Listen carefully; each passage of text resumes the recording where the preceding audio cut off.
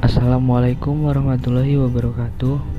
Kami dari kelompok 10 yang beranggotakan Valencia Rusli, Florentina Jessica Karnesia, Ongki Dena Fernanda, dan Dimas Januar Syawalani. Di sini kami akan membahas materi tentang masuk ke dalam pasar global. Yang pertama, persaingan pada basis global. Dalam industri global, posisi strategis pesaing di pasar geografis atau nasional utama dipengaruhi oleh keseluruhan posisi global mereka. Perusahaan global atau global firm beroperasi di lebih dari satu negara dan mempunyai keunggulan R&D, produksi, logistik, pemasaran, dan keuangan yang tidak dimiliki oleh pesaing domestik murni. Perusahaan global merencanakan, mengoperasikan, dan mengkoordinasikan kegiatannya di seluruh dunia. Otis Elevator menggunakan sistem pintu dari Perancis, suku cadang kecil dari Spanyol, elektronik dari Jerman, dan penggerak motor dari Jepang. Integrasi sistem terjadi di Amerika Serikat. Salah satu perusahaan global yang berhasil adalah ABB. Dibentuk dari merger antara perusahaan Swedia, ASEA, dan perusahaan Swiss Brown Boveri. Selanjutnya, ABB. Produk ABB meliputi pengubah daya, instalasi listrik, instrumentasi, komponen otomotif, peralatan pendingin udara, dan peralatan rel kereta. Perusahaan mempunyai pendapatan tahunan sebesar 24 miliar US dollar dan 108.000 karyawan di 87 negara. Motonya, ABB adalah perusahaan global yang bersifat lokal di mana-mana. Bahasa Inggris adalah bahasa resminya. Semua manajer ABB harus fasih berbahasa Inggris, dan semua hasil keuangan harus dilaporkan dalam dolar. ABB ingin merekonsiliasikan tiga kontradiksi ini, menjadi global sekaligus lokal, menjadi besar sekaligus kecil, dan sangat terdesentralisasi dengan laporan dan kendali yang tersentralisasi. ABB mempunyai kurang dari 200 karyawan di kantor pusat pesaing Siemens. Lini produk perusahaan diatur dalam 8 segmen bisnis, 65 bidang bisnis, 1.300 perusahaan, dan 5.000 pusat laba. Rata-rata karyawan yang bekerja di pusat laba sekitar 50 karyawan. Perusahaan ukuran kecil dan menengah dapat mempraktikkan keterampilan seru global. The Poilen Bakery menjual 15.000 potong roti gaya kuno setiap hari di Paris. 2,5% dari semua roti yang dijual di kota itu melalui truk pengiriman milik perusahaan. Akan tetapi, setiap hari roti bermerek Poilen juga dikirimkan melalui FedEx kepada pelanggan setia di sekitar 20 negara di seluruh dunia. Bisnis juga semakin mendorong ekonomi dunia dan sebaliknya. Ekonomi global mendorong industri jasa. Pasar dunia untuk jasa telah berkembang 2 kali lipat dibandingkan perdagangan barang di dunia. Meskipun beberapa negara telah menerapkan larangan masuk atau peraturan World Trade Organization yang terdiri dari 150 negara, terus menekankan lebih banyak perdagangan bebas dalam jasa internasional dan bidang-bidang lain. Selanjutnya, bagi perusahaan dengan ukuran atau jenis apapun yang ingin mendunia, mereka harus mengambil sederet keputusan. Yang pertama, memutuskan untuk berekspansi ke luar negeri. Selanjutnya, memutuskan pasar mana yang akan dimasuki. Kemudian, memutuskan cara memasuki pasar. Yang keempat, memutuskan program pemasaran. Dan yang terakhir, harus memutuskan organisasi pemasaran. Selanjutnya, memutuskan untuk berekspansi ke luar negeri. Terdapat beberapa faktor yang menarik perusahaan ke arena internasional. Yang pertama, beberapa perusahaan internasional memberikan peluang laba yang lebih tinggi dibandingkan pasar domestik. Yang kedua, perusahaan membutuhkan basis pelanggan yang lebih besar untuk mencapai skala keekonomian. Yang ketiga, perusahaan ingin mengurangi ketergantungannya pada satu pasar. Yang keempat, perusahaan memutuskan untuk menghadapi pesaing global di pasar domestik. Yang kelima, pelanggan bepergian ke luar negeri dan membutuhkan layanan internasional. Selanjutnya, sebelum mengambil keputusan untuk berekspansi ke luar negeri, perusahaan harus menyadari dan mempertimbangkan beberapa risiko. Yang pertama, perusahaan mungkin tidak memahami preferensi asing dan bisa gagal menawarkan produk atraktif yang kompetitif. Yang kedua, perusahaan mungkin tidak mengerti mengenai regulasi asing dan mengalami biaya yang tidak diharapkan. Yang ketiga, perusahaan mungkin kekurangan manajer dengan pengalaman internasional. 4. Negara asing dapat mengubah hukum komersialnya, mendevaluasi mata uangnya, atau mengalami revolusi politik dan menyita properti asing. Beberapa perusahaan tidak bertindak sampai ada kejadian yang mendorong mereka ke arena internasional. Proses internasional biasanya terdiri dari 4 tahap. Yang pertama, tidak ada kegiatan ekspor reguler. Yang kedua, ekspor melalui perwakilan independen. Ketiga, pendirian satu atau lebih anak perusahaan penjualan. Yang keempat, pendirian fasilitas produksi di luar negeri. Selanjutnya, memutuskan pasar mana yang akan dimasuki. Saat memutuskan untuk berekspansi ke luar negeri, perusahaan harus mendefinisikan tujuan dan kebijakan pemasarannya, seperti yang pertama, berapa banyak pasar yang akan dimasuki.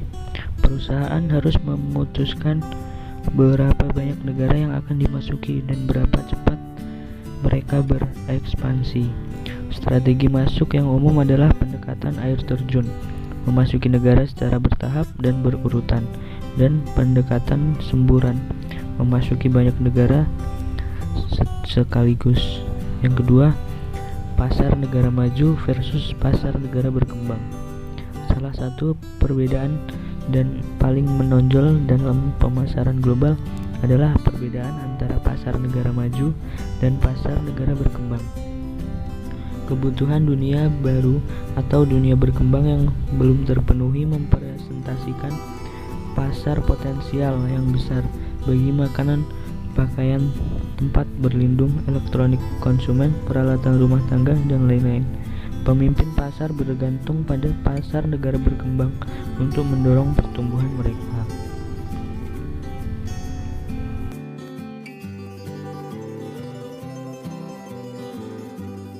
Melakukan penjualan di daerah berkembang bukanlah bisnis biasa.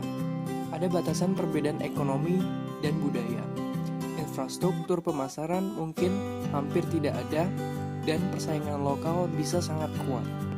80% konsumen di pasar yang baru berkembang membeli produknya dari toko kecil, stand, kios, dan toko lokal yang tidak besar, dari kamar ganti yang disebut toko frekuensi tinggi oleh Procter dan Gamble. Kemasan yang lebih kecil dan harga jual yang lebih rendah sering menjadi hal yang penting ketika pendapatan dan ruangan terbatas. Kemasan sachet deterjen dan sampo 4 sen dari Unilever sukses besar di daerah pedesaan India, di mana 70% populasi negara itu tinggal. Ketika Coca-Cola beralih ke botol 200 ml yang lebih kecil di India dan dijual seharga 10-12 sen di toko-toko kecil, halte bus, dan tempat makan pinggir jalan, penjualan pun melonjak. Citra Barat juga dapat membantu, seperti yang ditemukan Coca-Cola di Cina, sebagaimana keberhasilannya melawan merek cola lokal di Jianlipao. Akibat nilai simboliknya tentang modernitas dan kekayaan. Karena menyadari bahwa struktur biaya membuatnya sulit bersaing secara efektif di pasar berkembang, Procter & Gamble mengembangkan cara yang lebih cerdik dan murah untuk membuat jenis produk yang tepat dan memenuhi permintaan konsumen. Integrasi ekonomi regional, penciptaan kesepakatan dagang antara blok negara semakin intensif dalam tahun-tahun terakhir. Ini berarti perusahaan lebih mungkin untuk memasuki seluruh wilayah pada saat yang sama. Negara-negara tertentu membentuk zona perdagangan bebas atau komunitas ekonomi kelompok. Negara-negara yang membentuk organisasi dan bekerja meraih tujuan bersama dalam peraturan perdagangan internasional. Uni Eropa dibentuk pada tahun 1957. Uni Eropa berusaha menciptakan pasar tunggal Eropa dengan mengurangi halangan terhadap aliran bebas dari produk, jasa, keuangan, dan buruh di antara negara-negara anggota, dan dengan mengembangkan kebijakan dagang dengan para negara non-anggota. NAFTA. Pada bulan Januari 1994, North American Free Trade Agreement NAFTA menggabungkan Amerika Serikat, Meksiko, dan Kanada dalam satu pasar tunggal yang terdiri dari 360 juta orang yang memproduksi dan mengkonsumsi kurang lebih 6,7 triliun US dollar nilai barang dan jasa tiap tahunnya. Mercosur menggabungkan Brazil, Argentina, Paraguay, Uruguay, dan Venezuela untuk mempromosikan perdagangan bebas dan pergerakan barang, orang, dan mata uang yang lancar. Mengevaluasi pasar potensial. Sebuah perusahaan telah mengumpulkan sederet pasar potensial untuk dimasuki.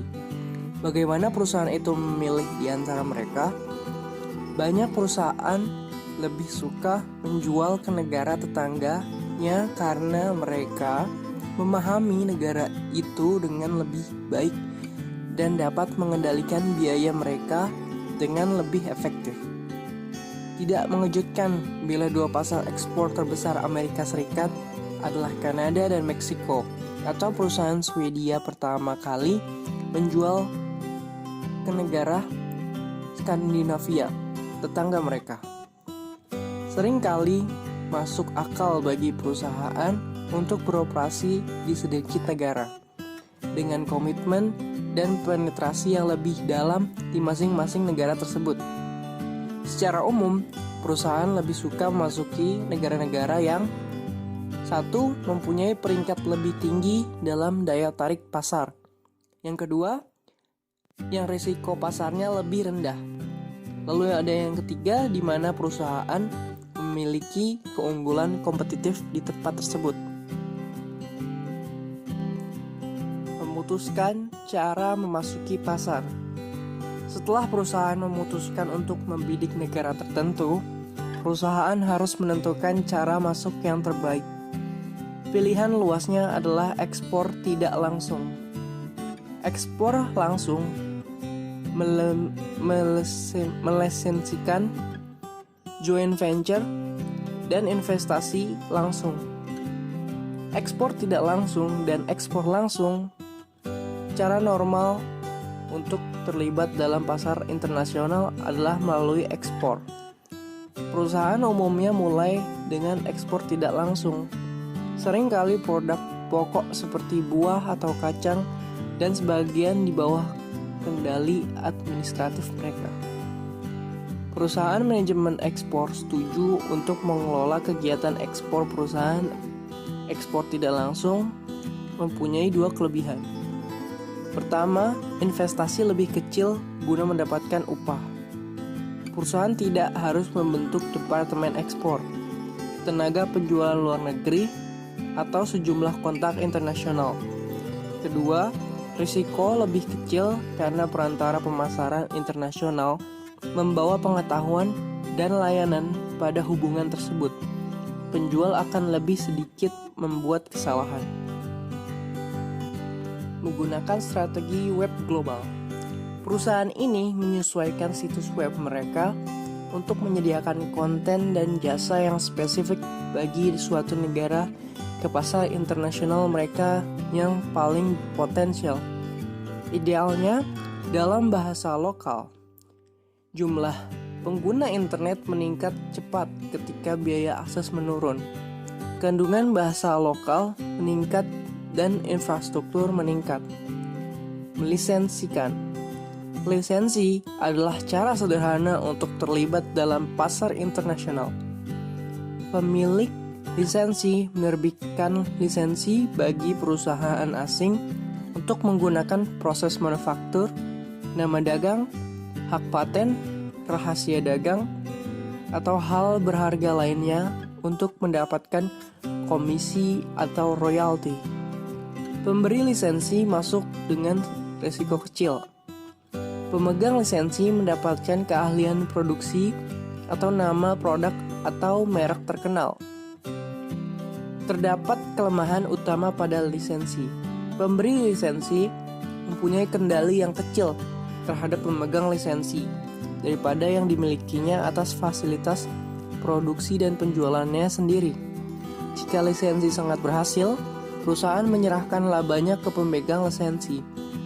Jika dan ketika kontrak berakhir, perusahaan mungkin menemukan bahwa mereka sudah menciptakan pesaing. Joint venture. Dulu, investor asing sering bergabung dengan investor lokal untuk menciptakan perusahaan joint venture atau usaha patungan, di mana mereka saling berbagi kepemilikan dan kendali. Lalu ada investasi langsung. Bentuk terakhir keterlibatan luar negeri langsung adalah kepemilikan langsung fasilitas perakitan atau manufaktur di luar negeri. Perusahaan asing dapat membeli sebagian atau seluruh saham di perusahaan lokal atau membangun fasilitasnya sendiri. Memutuskan program pemasaran. Perusahaan internasional harus memutuskan besarnya biaya yang dibutuhkan untuk menyesuaikan strategi pemasaran mereka dengan kondisi lokal. Pada satu sisi, ada perusahaan yang menggunakan bauran pemasaran yang terstandarisasi secara global di seluruh dunia. Standarisasi produk, komunikasi, dan saluran distribusi menjanjikan biaya terendah. Di sisi lain, ada bauran pemasaran teradaptasi, di mana produsen konsisten dengan konsep pemasaran. Mereka berpendapat bahwa kebutuhan konsumen beragam dan menyesuaikan program pemasaran tersebut kepada setiap kelompok sasaran. Perkembangan web, penyebaran TV kabel, dan TV satelit yang cepat di seluruh dunia, serta hubungan di seluruh jaringan telekomunikasi global menimbulkan konvergensi gaya hidup, kebutuhan, dan keinginan yang semakin seragam, banyak menciptakan pasar global untuk produk terstandarisasi, terutama di antara kelas menengah muda. Perhatikan Red Bull. Red Bull, merek $1 miliar dalam waktu kurang dari 15 tahun. Red Bull memperoleh 70% pasar minuman energi di seluruh dunia dengan keahliannya yang berhubungan dengan para pemuda di seluruh dunia. Didirikan di Australia oleh Dietrich Mateschitz, Red Bull diperkenalkan di pasar asing pertamanya Hungaria pada tahun 1992 dan kini terjual lebih dari 100 negara. Red Bull terdiri dari asam amino taurin, vitamin B kompleks, kafein, dan karbohidrat. Keunggulannya, skala keekonomisan dalam produksi dan distribusi, biaya pemasaran yang lebih rendah, kekuatan dari cakupan, konsistensi dalam citra merek, kemampuan untuk mengangkat ide barang dengan cepat dan efisien, keseragaman dalam praktik pemasaran. Kekurangannya, mengabaikan perbedaan dalam kebutuhan, keinginan, dan pola penggunaan produk yang dimiliki konsumen, mengabaikan perbedaan dalam respons konsumen terhadap elemen bauran pemasaran, mengabaikan perbedaan pengembangan merek dan produk, serta lingkungan kompetitif, mengabaikan perbedaan dalam lingkungan hukum, mengabaikan perbedaan dalam lembaga pemasaran, dan mengabaikan perbedaan dalam prosedur administratif. Walaupun banyak perusahaan telah mencoba meluncurkan produk dunia mereka, hampir semua produk membutuhkan beberapa adaptasi. Toyota Corolla akan memberikan beberapa perbedaan dalam gaya. Bahkan Coca-Cola lebih manis atau tidak terlalu berkoordinasi di negara tertentu. Alih-alih mengasumsikan perusahaan dapat meluncurkan produk domestik mereka sama seperti di negara lain, Perusahaan harus meninjau elemen berikut dan menentukan mana yang akan menambahkan pendapatan atau biaya. Fitur produk, pelabelan, warna, bahan promosi jualan, media iklan, nama merek, kemasan, pelaksanaan iklan, harga dan tema iklan. Perilaku konsumen dapat sangat berbeda di setiap pasar. Salah satu konsumen premium minuman berkarbonasi tinggi per kapita di dunia adalah Amerika Serikat dengan 204 liter. Italia adalah salah satu yang terendah. Akan tetapi, Italia adalah sesuatu peminum air botol per kapita tertinggi di dunia dengan 203 liter. Sementara, Inggris hanya mengonsumsi 23 liter. Bila berbicara mengenai bir, Irlandia dan Republik Ceko memimpin di depan dengan masing-masing 157 dan 131 liter per kapita. Dan Prancis salah satu yang terendah, 36 liter. Perbedaan budaya dapat diungkapkan antar negara. Hoske mendefinisikan 4 dimensi budaya yang membedakan negara. Individualisme versus kolektivitas. Dalam masyarakat kolektif seperti Jepang, harga diri seseorang tertanam lebih daripada sistem sosial dan daripada pencapaian pribadi. Jarak kekuatan versus rendah. Budaya dengan jarak kekuatan tinggi cenderung kurang egaliter. Maskulin versus feminin. Definisi ini mengukur beberapa banyak budaya dominasi oleh pria yang asertif versus wanita yang mengasuh. Penghindaran ketidakpastian yang lemah versus kuat. Penghindaran ketidakpastian yang lemah mengidentikan penduduknya bertoleransi rendah terhadap risiko atau menghindari risiko. Western Union. Dengan lonjakan migrasi ekonomi, begitu pula pasar pengiriman uang, Western Union memperkenalkan layanan pentransferan uang elektronik pertama lebih dari 150 tahun pada tahun 1871. Tetapi baru mendirikan toko di luar Amerika Serikat pada tahun 1990. Sekarang, Western Union tersebar di lebih dari 200 negara dengan basis pelanggan migran ekonomi yang mentransfer dana ke rumah untuk keluarga mereka. Kunci keberhasilan Western Union dalam pasar global yang berkembang pesat saat ini adalah kesadarannya dalam bahwa pentransferan uang mereka menyediakan lebih dari sekedar manfaat. Pentransferan uang bisa untuk menyediakan pendidikan anak atau perawatan medis. Produk. Beberapa jenis produk dapat melintasi batas negara dengan lebih baik dibandingkan produk lain. Pemasaran makanan dan minuman harus menyesuaikan dengan berbagai selera yang berbeda. Penyesuaian produk atau product adaptation mengubah produk untuk memenuhi kondisi atau preferensi lokal. Ada beberapa tingkat penyesuaian. Perusahaan dapat menghasilkan versi regional atas produknya seperti versi Western European. Perusahaan dapat membuat versi negara lain dari produknya. Perusahaan dapat membuat versi kota dari produknya, misal bir yang memenuhi selera Munich atau Tokyo. Perusahaan dapat membuat berbagai versi eceran dari produknya. Harga. Perusahaan multinasional menghadapi beberapa masalah penempatan harga ketika melakukan penjualan di luar negeri.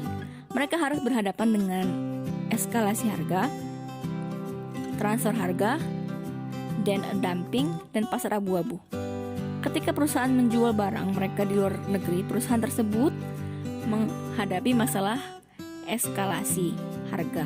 Contohnya pada jam tangan Gucci mungkin dijual seharga $120 di Italia, namun di Amerika Serikat $240. Mengapa? Gucci harus menambahkan biaya transportasi tarif, margin importin, margin dagang, grosir, dan margin pengecer ke harga pabriknya. Karena tergantung pada biaya ini dia juga resiko fluktuasi pada masa uang. Produk dapat dijual 2 atau 5 kali lebih mahal daripada negara lain untuk menghasilkan yang sama sebagai produsen. Perusahaan mempunyai 3 pilihan untuk menetapkan harga di berbagai negara. 1. Menetapkan harga seragam di mana saja. Coca-Cola mungkin ingin mengenakan 75 sen untuk Coke di mana saja di seluruh dunia, tetapi kemudian Coca-Cola menghasilkan tiket laba yang cukup berada di berbagai negara. Strategi ini juga menghasilkan harga yang terlalu tinggi di negara miskin dan tidak cukup tinggi di negara kaya. 2. menetapkan harga berbasis pasar di setiap negara. Di sini Coca-Cola akan mengenakan apa yang dapat dijangkau setiap negara. Tetapi strategi ini mengabaikan perbedaan dalam biaya aktual dari satu negara ke negara lain. Strategi ini juga dapat menimbulkan situasi di mana perantara di negara yang harganya murah mengirimkan kembali Coca-Cola mereka ke negara yang harganya tinggi. Ketiga, menetapkan harga berbasis biaya di setiap negara. Di sini Coca-Cola akan menggunakan peningkatan biaya standar di mana-mana. Tetapi strategi ini memungkinkan menyingkirkan Coca-Cola di pasar di negara yang berbiaya tinggi. Masalah lain timbul ketika salah satu unit mengenakan harga transfer ke unit lain di perusahaan yang sama untuk barang-barang yang dikirimkan kepada anak perusahaannya di luar negeri. Jika perusahaan mengenakan harga yang terlalu tinggi kepada anak perusahaannya, maka perusahaan itu dapat berakhir dengan membayar bea masuk yang lebih tinggi meskipun membayar pajak pendapatan yang lebih rendah di negara asing.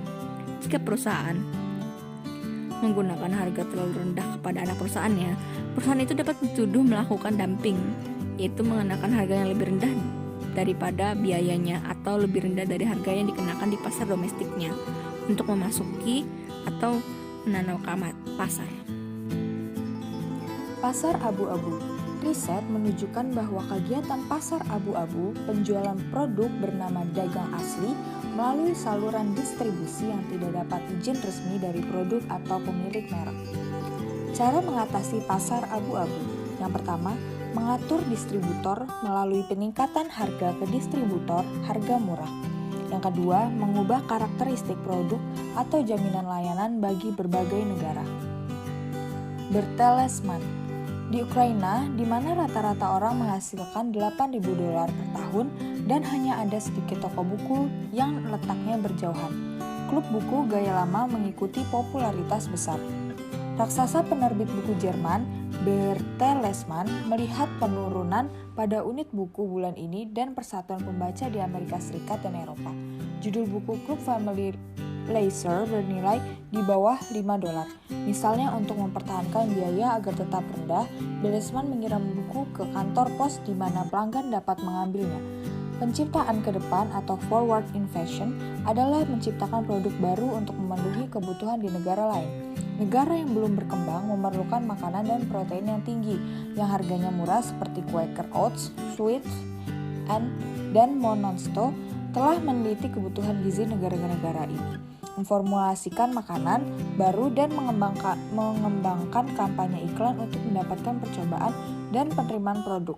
Penciptaan produk adalah strategi yang mahal karena imbalannya besar, terutama jika perusahaan dapat menerapkan inovasi produk ke negara lain. Häagen-Dazs. Häagen-Dazs mengembangkan rasa es krim yang hanya dijual di Argentina, disebut dulce de ice, diartikan rasa manis susu. Produk ini diberi nama dari susu karamel yang merupakan salah satu rasa paling populer di Argentina. Rasa ini segera menghasilkan $1 juta dalam sebulan di Amerika Serikat, menjadi salah satu dari rasa teratas dari 10. Rasa es krim ini terjual 2 kali lipat daripada rasa yang lain. Komunikasi. Perusahaan dapat menjalankan program komunikasi pemasaran yang sama dengan yang digunakan di pasar dalam negeri atau mengubahnya untuk setiap pasar lokal. Sebuah proses yang disebut penyesuaian komunikasi atau communication adaptation. Jika perusahaan menyesuaikan produk dan komunikasinya sekaligus, perusahaan terlibat dalam penyesuaian ganda atau dual adaptation. Acopia Networks. Perusahaan manajemen data Acopia Networks ke pasar Eropa dan Asia dengan kampanye pemasaran email yang terarah. Tim Pitcher, wakil presiden penjualan internasional, menyadari sebelumnya bahwa ia tidak akan mampu menggunakan pesan atau strategi yang sama digunakan Acopia untuk memasarkan di Amerika Serikat. Pengaruh negara asal. Dalam pasar global yang semakin terhubung serta sangat kompetitif, penjabat pemerintah dan pemasaran sangat memperhatikan bagaimana sikap dan kepercayaan mengenai negara mereka mempengaruhi pengambilan keputusan konsumen dan bisnis. Persepsi negara asal adalah asosiasi dan kepercayaan mental yang dipicu oleh sebuah negara. Penjabat pemerintahan ingin memperkuat citra negara mereka untuk membantu pemasar domestik yang melakukan ekspor, serta untuk menarik perusahaan dan investor asing. Pemasar ingin menggunakan persepsi negara-negara asal yang positif untuk menjual produk dan jasa mereka. Membangun citra negara. Pemerintah kini menyadari citra kota dan negara mereka mempengaruhi lebih dari sekedar bidang pariwisata dan mempunyai nilai yang penting dalam perdagangan. Menarik, bisnis asing dapat meningkatkan ekonomi lokal, menyediakan pekerjaan dan meningkatkan infrastruktur. Penjabat kota di Kobe, Jepang dapat menarik perusahaan multinasional Procter & Gamble, Nestle, dan Eli Lilly untuk meletakkan kantor pusat Jepang mereka di kota tersebut melalui teknik pemasaran tradisional dengan penentuan target dan positioning yang cermat di seluruh dunia. Setelah melihat nama mereka digunakan untuk membantu penjualan berbagai macam produk mulai dari pizza, kini ke parfum hingga ke gorden. Kota Venezia membuat prioritas untuk memanfaatkan citra mereka. Penjabat kota mengembangkan merek dagang yang dilisensikan ke pemasar produk. Penjabat kota Hong Kong juga mengembangkan sebuah simbol naga yang penuh gaya untuk mempresentasikan nilai merek inti kota mereka. Negara-negara di seluruh dunia kini dipasarkan seperti merek lainnya. Selandia Baru mengembangkan program pemasaran yang teratur untuk menjual produk mereka ke luar negeri melalui program New Zealand Way dan untuk menarik turis dengan menggunakan landscape dramatis yang ditampilkan pada trilogi film The Lord of the Rings. Kedua usaha memperkuat citra Selandia Baru sebagai negara yang segar dan murni. Sikap terhadap negara asal dapat berganti sepanjang waktu. Sebelum Perang Dunia Kedua, Jepang mempunyai citra kualitas rendah.